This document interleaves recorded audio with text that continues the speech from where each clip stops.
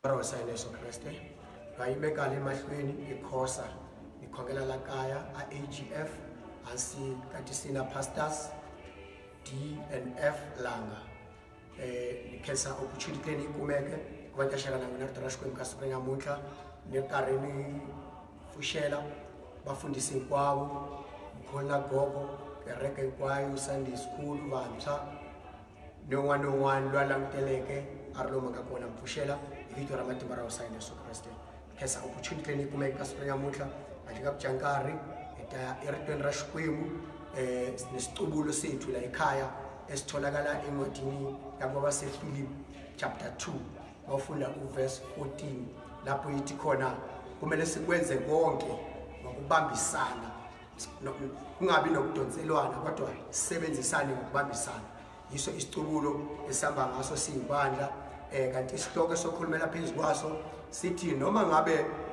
izinto kulesikhathi samanje azambi kahle empilweni yakho azambi ngendlela ofuna ngayo kodwa okumele ukwazi ukuthi uNkulunkulu ekugcineni uzobonakalisa ukuthi yena uJehova onamandla wonke. So isihloko sethu leso sifunde izwi encwadini yakuba First Samuel chapter 2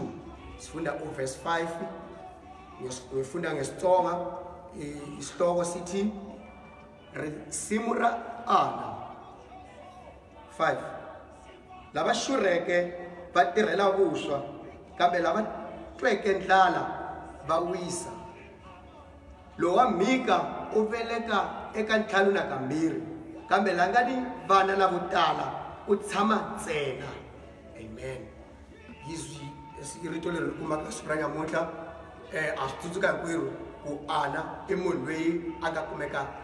a ri vukatini a tekiwe va ri vasati vambirhi va tekiwa nuna wa vona Elkana. Hi tiva vutomi bya ana hi tiva ti-challenges leti a nga hlangana na tona ku ka malembe ya ku tala lawa a nga hanya ka wona i hanye a nga ri na vana a hundzuka xihlekiso kumbe ndzhukano exikarhi ka vanhu ni ka Penina loyi a ri na vana va ku tala a ri karhi a endla tijoki yena a hlekisa yena a n'wi vita hi mavito ya ku tala kambe namuntlha laha hi muti a ri karhi a dzunisa. Ni rhandza ku vulavula leswi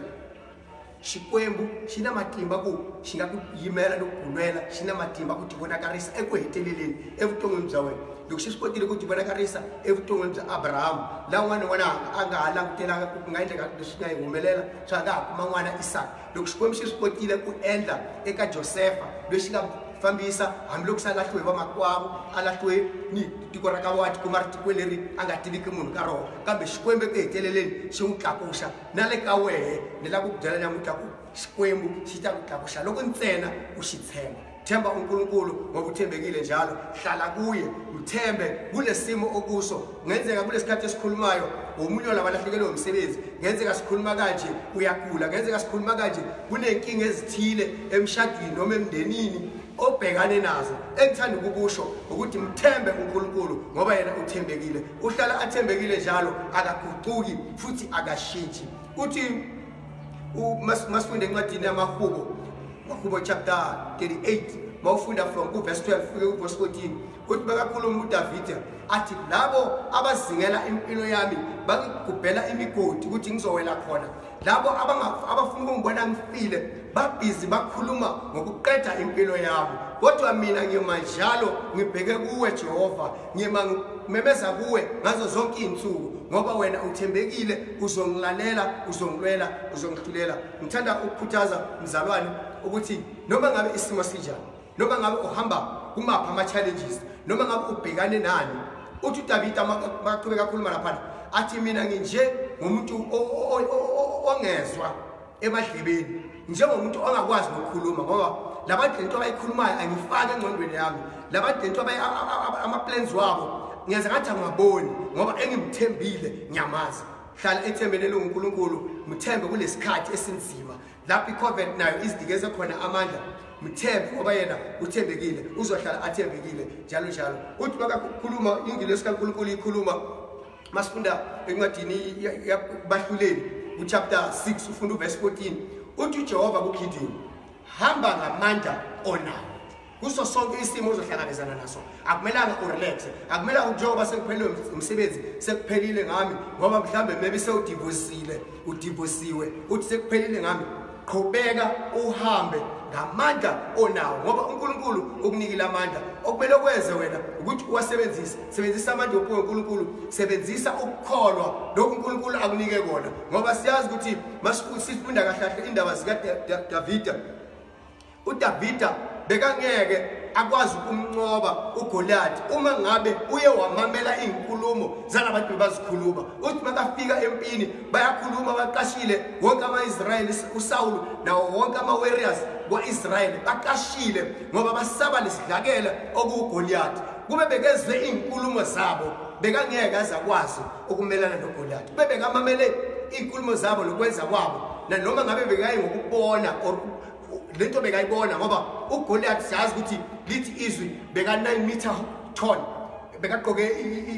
impahla zeinsimbi lithi izwi even namagawusi yena akurumagawusi yakoporo so akubana la awutangena yiko lokhu lahlasela Goliath so lokhu Davida olapho yakaGoliath ikubona nikutwa ataba angayanga ndakubulana kuphinda yena ayifambi kubona abazalwane ayifambi kuswitwa kambe ifamba ripumela tsemba xikwembu xita ku endlela leswikulu tsemba xikwembu xita ku hindzisa ka xiyimo lexi vukanaka na xona tsemba xikwembu xita ku fambisa xita ku hlulela minkarhi hinkwayo va tele lava vulavulaka swa negative hi vutomi bya munhu va tele lava vulavulaka marito lama nga ta ku hetaka matimba va tele lava lava ku vona u tsandzeka kambe ni ri ka wena tsemba xikwembu hikusa ka Jehovha a ku na ku tsandzeka swi nga endleka swi nga endleki sweswi u vona onge a swi endleki ka nkarhi wa leswi ka nkarhi loyi nga ka wona kambe mhaka leyi ku fanele u yi tive ku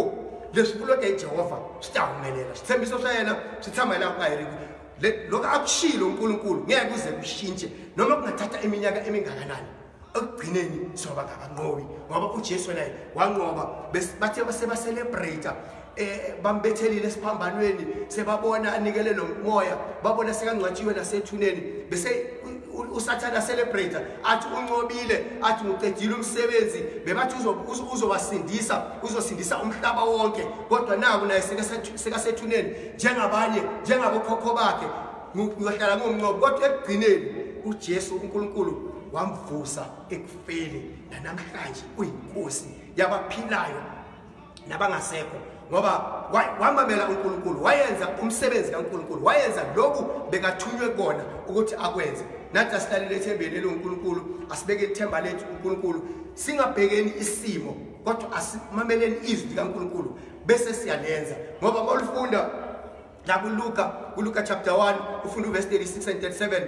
uthi ithi ngelosi mayikhuluma noMaria athi noElizabeth udadewenu yena lo bekuthiwa uyinyumba namhlanje ukhulelwe lenyanga akuyo kuyinyanga yesikhombisa yena lo bebathi uyinyumba ngoba ayikho into emhlulayo kuNkulunkulu naleso sakho isimo ngeke ize simhlule uNkulunkulu angazi ukuthi uhamba kuphi angazi ukuthi ubhekane nani kodwa beka ithemba kuNkulunkulu yenza izwi likaNkulunkulu noma ubona ngathi akwenzeki wena qhubeka ulokwenza bazokubiza ngamagama but maybe uyagula awuphelelanga but wazi ukuthi wena lokho kwenzayo yilokho uNkulunkulu athi ukwenza ngoba lithi izwi okuhlakanipha kwasemhlabeni kububula kuNkulunkulu so nalaba abasemhlabeni bathatha ngathi lento esiyenzayo yikaNkulunkulu yibuwula kanti ukuhlakanipha kwasemhlabeni kubuwula siyabazi ukuhlakanipha kwasemhlabeni into kumele siyenze thina asimameleni izwi senzeni izwi sithembeni uNkulunkulu ngoba yena uhlala thembekile ngeke azasilahle mafunde evesini yokuqina la kuMahubo 37 ufunda uverse 15 uthi uDavida I wait for the Lord ngithanda ukutshela lamagama ima umlinde uNkulunkulu linda uNkulunkulu ngoba yena usibekile isikhathi bangasho baqede ngawe kodwa uNkulunkulu yena usibekile isikhathi uzokulwela uzokunqobela ngoba lempi obhekane nayo akuseyakho inikele umnikazi wayo inikele uNkulunkulu bese uyekela konke kuye yena uzokunqobela hlala umthembe kunenge sihlangabezana nazo nako emsebenzini kunenge sihlangabezana nako emindenini okwenza ukuthi kutshontshe nezwi likaNkulunkulu sigcine singasalithembi sigcine sesilidoubt kodwa ngifuna ukutshela namhlanje ukuthi izwi likaNkulunkulu linamandla noma iCovid-19 izidikeze amandla but khumbula ukuthi igama likaJesu lingaphezulu kwalegama leCovid-19 so asimthembeni uNkulunkulu uzosingcwabela uzosidlulisa nakulo moya esibhekane nawo uzosidlulisa kuzoba into ye past kuzoba into edlulile esikhathini nje esibekwe uNkulunkulu ngoba ngeke sikwazi ukudetermine thina isikhathi saziwa uNkulunkulu, isikhathi esikaNkulunkulu. Ngalawa magama angeke ngikhulume okuningi engithanda ukuzela kona wonke umuntu olalele ongizwayo ngithi kuwe libeke ithemba uNkulunkulu ngoba awuzange emhlabeni ngephutha. uNkulunkulu unenjongo ngempilo yakho, uNkulunkulu unepurpose ngempilo yakho, uNkulunkulu uyayazi ijeni yakho, uyazi la uyakhona, uyazi ukuthi ubekeleni. It's not over until God says so. So cela ukuthi ubambelele esiphambanweni sokuJesu, ubambelele ezwini likaNkulunkulu. Uthi makakhuluma uJesu masifunda encwadini kaJohn 8 ufunda uverse 31 uthi uJesu Kristu abayenza izwi lami bazoba ngabafundi bami, bazolazi iqiniso, neqiniso lizobakhulula. Asikhululekeni ngegama likaJesu, asikhululekeni kule simo sikuso. Ngisukuthi asikhululekeni ngokubeka just ithemba kuNkulunkulu, sibeke ithemba kuJesu Kristu indodana yakhe, sibeke ithemba emoyeni engcwele, ezwini lakhe elihlala liwumkhumbuzi, liwumduduzi, lihlala lisivuselela ngaso sonke isikhathi. Asilibekeni ithemba lethu kuNkulunkulu ngoba yena akahluleki. In my conclusion ngithanda uku-encourage wonke umuntu ukuthi kule sikhathi esibhekane naso, sazi isikhathi esinzima, asilaleleni umthetho wasemhlabeni, silalela amakhosi, silalele ama-minister, senze njengoba basiyala ukuthi siyenze, sihlalele emakhaya mangabe kunasidinga ukuthi siphume, uphuma moya emsebenzini wenze lokufanele, but ungakhohlwa noma uhlezi ekhaya uyalifunda izwi, uyakhuleka, khulekele isizwe. Siyabona inamba zabantu abashonayo zinyuka mihla yonke. Asikhulekeni, uNkulunkulu uzosizwa, uNkulunkulu uzosiphendula, uNkulunkulu uzosicobela. Asibekeni ithemba kuye, singapheli ithemba, singakhathali, singabuyele emuva, singajonga manje sisesuku lockdown, isikhathi sokuhlala, silale, sidle. Asizileni ukudla, sikhuleke kuNkulunkulu ngoba usho kanjalo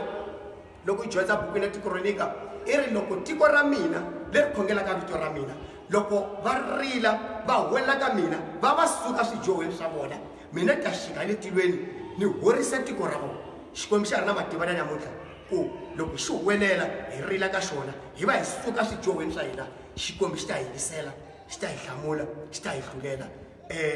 Na ya ku heteleleni swi nga endleka u langutile u ri le kaya, swi nga endleka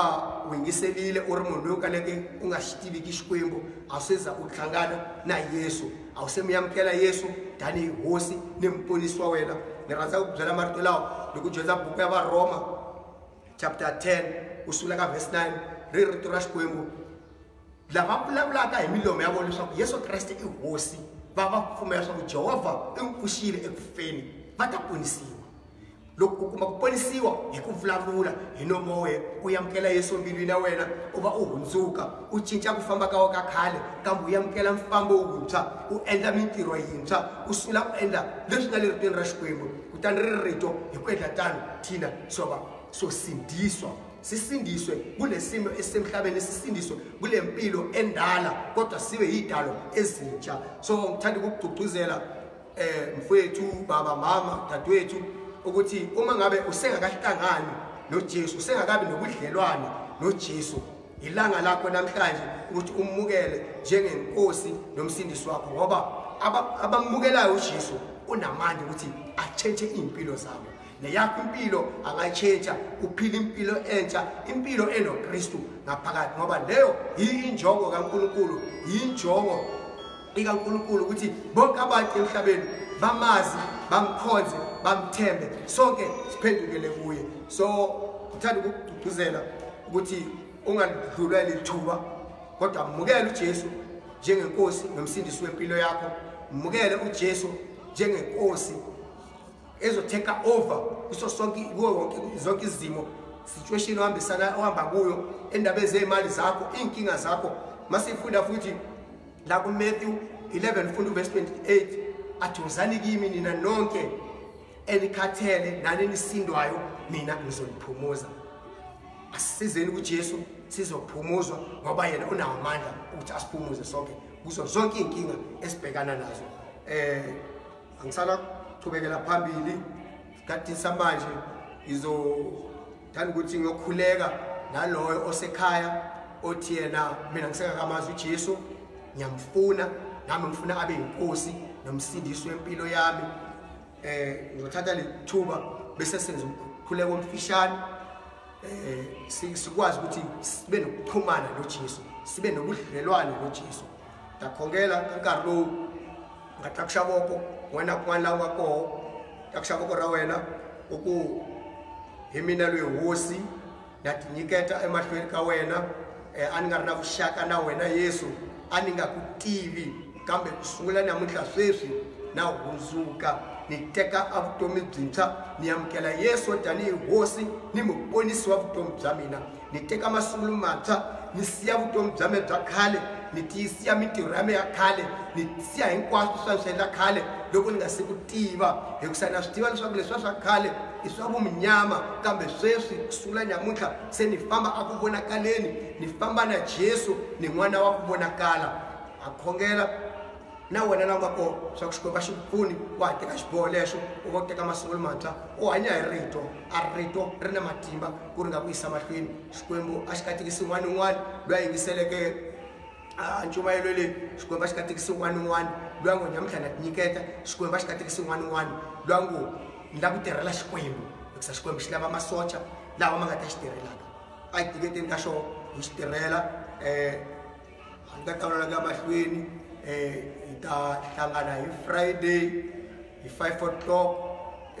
in our prayer. Amen.